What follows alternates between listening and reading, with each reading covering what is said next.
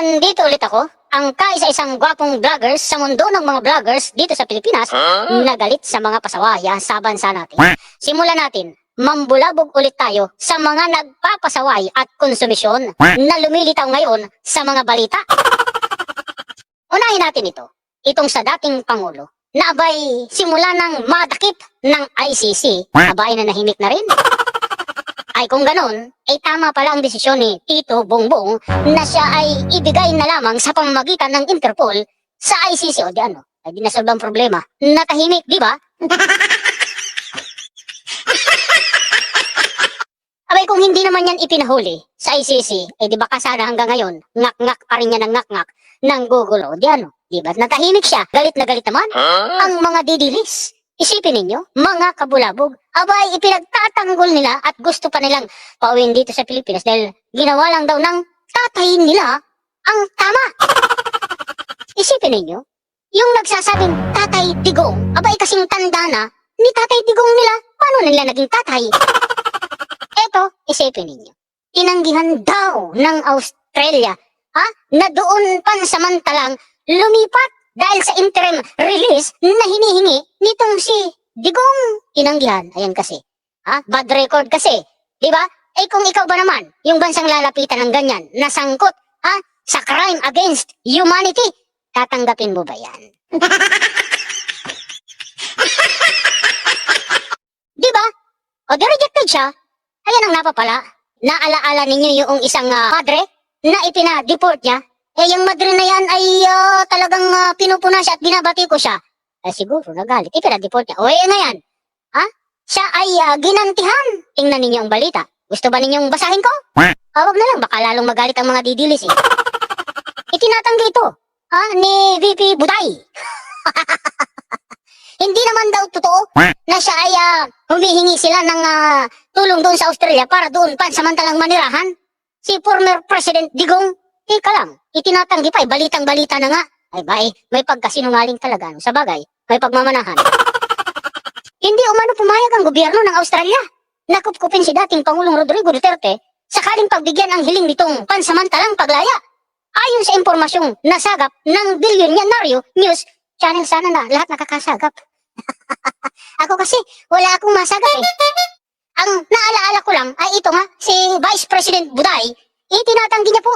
Matatandaan, sinabi ni Vice President Sara Duterte na kabilang ang Australia sa tinitingnan na posibleng destinasyon ng dating Pangulo kung mapahintulutan ang kanyang interim release. Abay ganun, ay bakit sa bandang huli? Itinatanggi niya ito. Abay, lahi talaga ng sinungaling ano.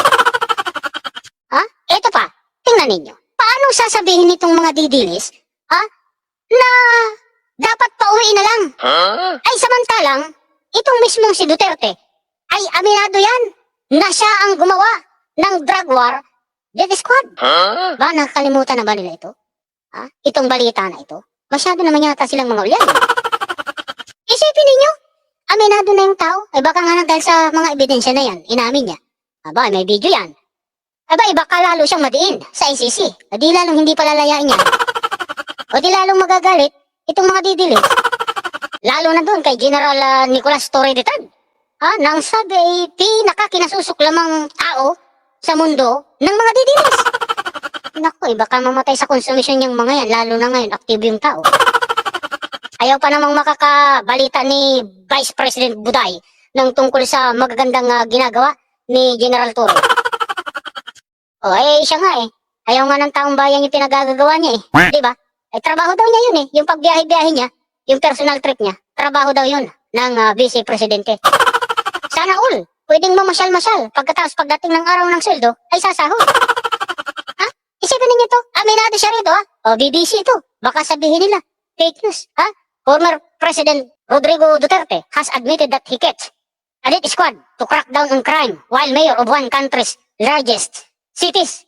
Tingnan ninyo, aminado siya. Paano siya ililigtas? Nitong kanyang mga supporters, aminado siya mismo. Eto pa, tingnan ninyo yan. Inako ni Rodrigo Duterte umano ang responsibilidad sa drug war sa ICC. Paano nila pauwiin at paano nila ililigtas yan? Ay aminado na nga yung tao. Diba? Anong klase naman itong mga didilis na ito? Puro basura ang laman ng utak. Kaya tuloy, tingnan ninyo, pati yung lumalabas sa bibig nila. Puro basura. Di ba? Totoo naman, puro basura ang pinagsasabi nila. No, dito naman tayo, kaya Vice President Buday. Ito ay appointee ito ni ano eh, ni Digong. No? Isipin ninyo? Ha?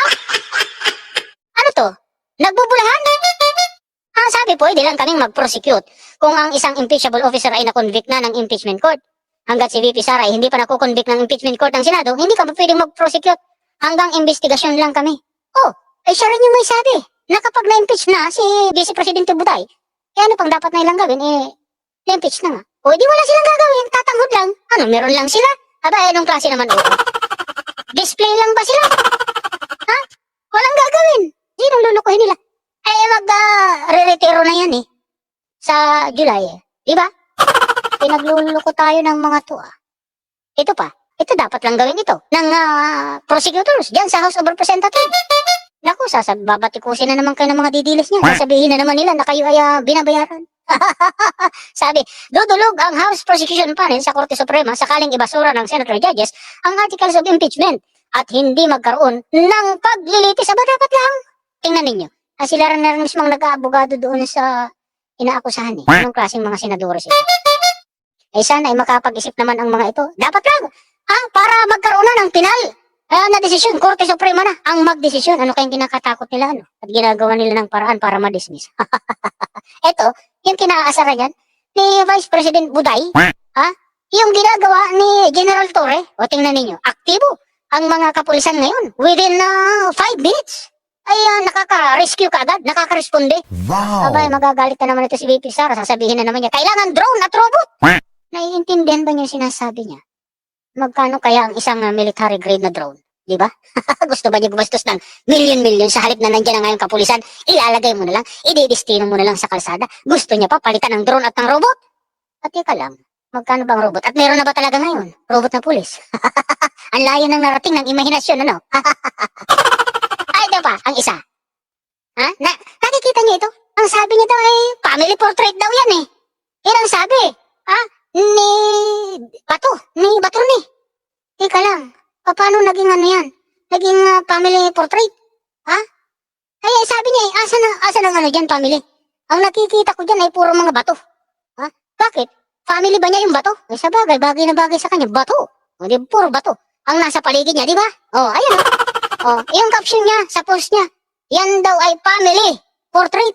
Naku, tinamaan naman tayo ng ano. Tapos ito pa, isang Danaya. Teka lang. Hoy, Juan Camarinesor, ano ba itong caption ninyo? Tingnan ninyo, Sangre Danaya, super stress version. Hawak niya ang brilyante ng baba. Ay, ano yun? Ayusin naman ninyo. Parang nangaasar naman kayo eh. Mabuti-buti pa pala yung akin. Ayan Pero mas mabuti pa yan kaysa dito. Di ba? At dito pa isa. Agoy. Sino yan? Kilala niyo ba yan? Gawin niyo nga kung kilala niyo yan. Aba, yan ang maibibigay ko sa inyo ngayon ng mga reaksyon at pambubulabog sa mga pasaway. Paki-share naman at paki-like. Inaanyayaan ko kayo ulit na mag-subscribe sa munti kong YouTube channel. Sama-sama tayo na suportahan ang gobyerno natin at ipagtanggol at sama-sama tayo na bulabugin itong mga pasaway sa bansa natin. Maraming salamat po. Ako ulit, si Bulabog.